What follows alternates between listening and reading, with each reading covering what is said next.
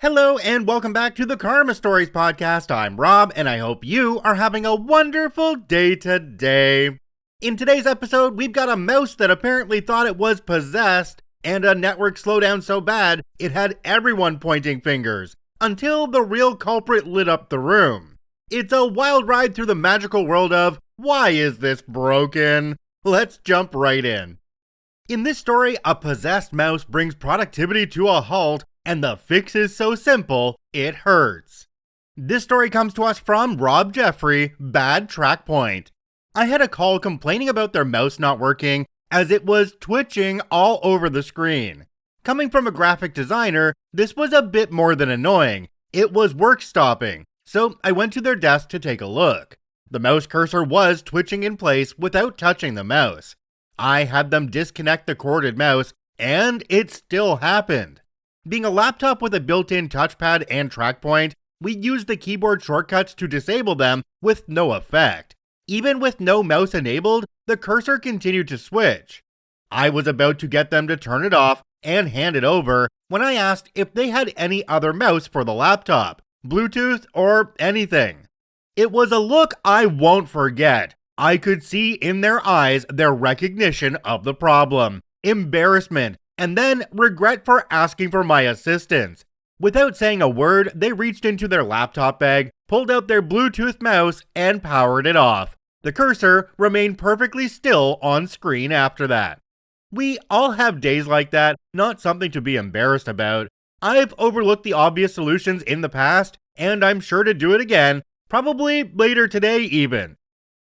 Jumping down to the comments on this one, we have one from a user called OrdinaryPlate6977. It says, I once had to go out to a user with no less than 4 keyboards attached to their docking station. She had piled 3 of them up out of the way and then attached the USB cables anyway. One of those who complained to her boss, my boss, and anyone who would listen in between. I drove 40 minutes to the building, surveyed the desk, then removed the surplus keyboards from the embarrassed user and told her to put them in the cupboard and drove 40 minutes back.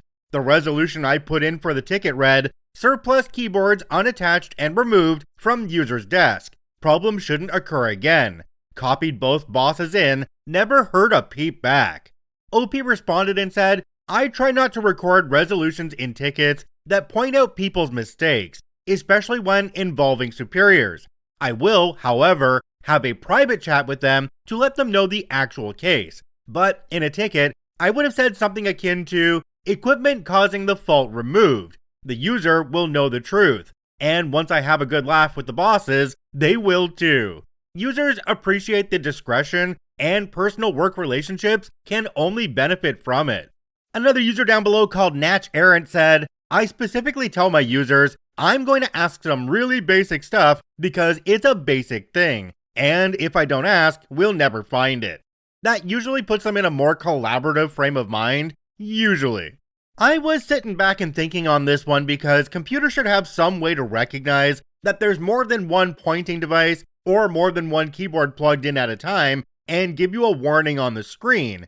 But then I figured in the case of a laptop, it has a touchpad, plus you can plug in a mouse anyway, so it would be giving you that warning all the time. I guess there's probably a way around that, but I'm not smart enough to figure that out. If you are, comment down below and let me know if that can actually happen.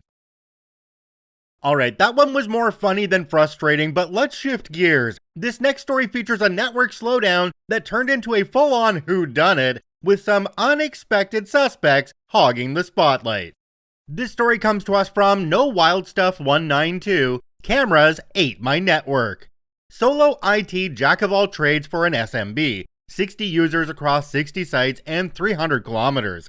I hate that I have to repeat that every time I post, but without that info, none of what I deal with makes any sense to people with normal IT jobs. I have service providers and vendors at the edges of my purview. Sometimes, the party responsible for a particular problem can be a little difficult to parse out, especially when I can't reproduce a problem myself and have to rely on user complaints to understand what's happening. Also relevant background, all workstations connect to an online virtual desktop environment, which is where the actual work happens. The virtual environment is hosted by an MSP.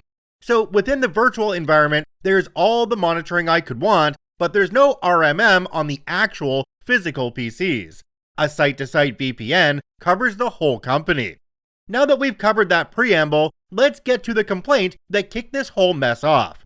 The system is really slow. What's slow? The ERP? The terminal? Your internet? I don't know anything. Get over here and fix it. Very helpful, I know. Par for the course. The office manager over there is a technophobe of the highest order. Not the worst user here either. The call came in from the dispatching office of a logistics center about a 15-minute drive from my office. So not the same approach as if it was an office down the hall. I did all the checks I could from my end, but I knew I had a couple of blind spots. For one thing, I can't remotely check the local LAN, or the quality of the internet connection, without physically being there or remoting into a PC. No RMM, remember? I've tried remoting into PCs before to troubleshoot network stuff, and it's a huge pain in the butt, because I have to install my suite of diagnostic software and hold up a workstation while I do it. I prefer to just go and do it in person. I was able to remotely ascertain that the site-to-site VPN was working properly, and that there was a modicum of internet connectivity. After fielding a few calls that came in regarding unrelated stuff, I checked in with them and they said it got better. Great, I'll file this under, maybe if I pretend it never happened, it won't happen again. Of course, it recurred from time to time. Neither I nor the ISP nor MSP could pin it down, and I figured it might be crappy internet infrastructure that we were about to replace anyway, regardless. The MSP was able to tell me they had seen a lot of outbound traffic from the site, and with their logs, I found that the IP camera setup was a big factor, but nobody could figure out why it was spiking like that randomly. At the time, there was a single 4010 copper connection for that office, cameras, internet connection for PCs, and phones. I tried a few times to remote in via AnyDesk during a slowdown, but the connection would be so bad, I couldn't do anything. Attempts to get anyone in the office to cooperate over the phone did not succeed. The problem continued, but I had made a good faith effort to solve it without success. I had to handle several irate calls from upper management about this. My answer at this point was, I think you have too many cameras on site, but I don't know why it's worse at some times than others. Fast forward a few months, new internet infrastructure across the whole company, a nice big 110 fiber connection at the logistics center, and a thick 1100 connection at HQ, along with new network infrastructure. It was a heck of a project. I made a bunch of friends on our ISP's tech support team. Did the problem go away? No, it got worse, would last longer, and was more frequent. But I finally caught it live for the first time. I got over there in time and connected to the network, and sure enough, I could see there's quite a bit of lag on the internet. A speed test revealed that something was slamming the upload bandwidth. A few minutes of Wireshark later, and I could see it's the NVR the cameras are connected to, absolutely pissing outbound traffic. A few minutes later, the activity drops, and suddenly, the upload traffic is reasonable again. Why in the world would... Wait a minute. I called the COO and asked, got any new camera monitors lately? Turns out, around the time the slowdowns first started, upper management had gone over my head and had our AV system vendor add a big-ass screen to the new office that pulled 16 camera feeds, mostly from the logistics center. When turned on, it pushed the outbound traffic from that site over the edge and choked the bandwidth, which didn't have a whole lot of headroom to begin with. In celebration of our new GigaChad bit connection at HQ, they added more screens to 2 other offices. Actually, scratch that. It would never have occurred to them that our new connection meant they could do that. They just did it. Turning on any one of these new monitors would add about 5 to 8 megabits each, depending on exactly which screen, of upload traffic to the poor, beleaguered connection at the logistics center. 1 was noticeable, 2 slowed things to a crawl. My Wireshark capture happened to catch somebody just as they were turning off their screen. Nobody thought to ask me about it before doing it, even when the people putting the screws on me to solve this were the ones with these big screens in their offices. Talk about shadow IT. Some closing comments. I'm guessing a pro network engineer would have caught on quicker. I'm arguably professional on the best of days, but definitely not a network engineer.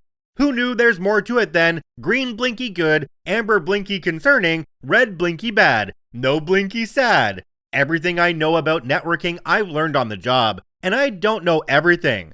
Why no RMM? No good answer to that. These kinds of problems are infrequent enough that setting up Mesh Central hasn't been at the top of my priority list. I actually have a nifty little jump server set up now made from Raspberry Pis following this debacle, but that's a different post for a different sub.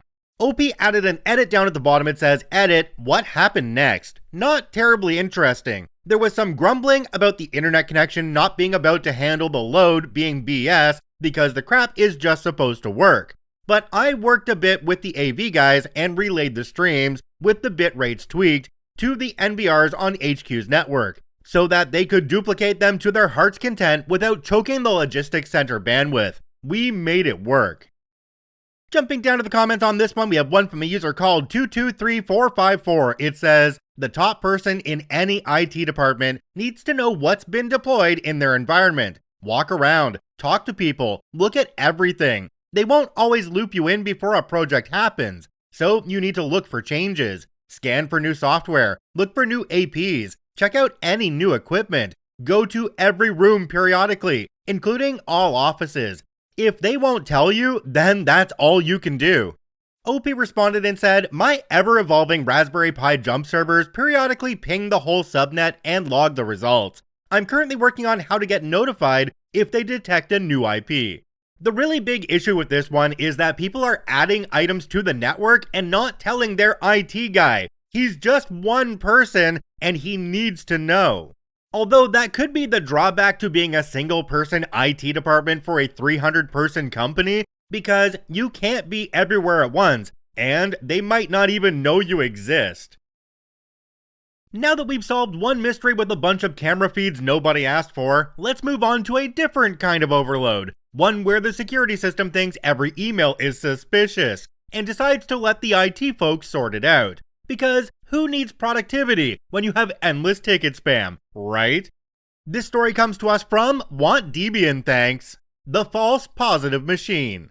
To illustrate something, briefly close your eyes and think about how many emails your company gets per day. Is it a lot? I bet it's a lot. The other week, the MSP I work for adopted this new email security tool that creates a ticket every time a user gets an email from a new domain. Bob Bobson signs into the bank account of Bobson's Bait and Tackle, but forgot his password. Freedom Bank and Trust sends a reset link, but his company hasn't gotten any emails from Freedom Bank and Trust since we adopted the new system. So those emails get routed to us first. We release the email, and Freedom Bank and Trust should be allowed through. Later, Joe Mononym at Mononym's Monochrome Signs logs into his account with Freedom Bank and Trust, gets an MFA link emailed to him, but it goes to us first because we haven't cleared Freedom Bank and Trust for them. Also, it, as far as I'm aware, didn't have any kind of learning period or way for us to tell it, these emails are cool. Finally, it wants us to clear each individual Gmail address. I'm not sure if we're clearing Freedom Bank and Trust per email address too, or if they're per domain. Between this and the system that lets us know about non-interactive logins, I'm expecting I'll hit 60 build hours this week while having under 10 hours of working time. Jumping down to the comments on this one, we have one from a user called PM me your I think we'll just stop there. You have to whitelist every new email domain manually? What in tarnation are they thinking? OP responded and said, your guess is as good as mine. Some of it might be automated, but it flags government websites, so I'm not sure how well it's doing. Another commenter down below called Silky Siani said, that sounds like a fisher's dream. A guaranteed way to desensitize everyone to potentially dangerous emails, the techs, because they now see 10,000 emails an hour, the end users, because now every email comes with inspected by IT tag, the management, because they now pay big bucks for bulletproof inspection software. All you really need to do to get onto the whitelist now is to spam everybody in the corp with a fake but safe, we've updated our privacy policy email from the company you want to impersonate, and then fish with impunity. Yeah, this is a horrible system that they have implemented. It's kind of like a building with 1,000 fire alarms that all go off constantly. Eventually, no one's running for the exits. They're just annoyed and turning up their headphones. The people in IT with that many emails coming in would be so desensitized, and I can guarantee you emails would get through that really should not be getting through. If drowning in false alerts wasn't enough, let's move on to a story where the chaos comes from inside the building and just in time to ruin lunch. Because nothing says productive afternoon like duplicated data, missing files, and one very unlucky IT tech stuck cleaning up the mess. This story comes to us from Gamma Geek Nerd. All your memory belongs to me.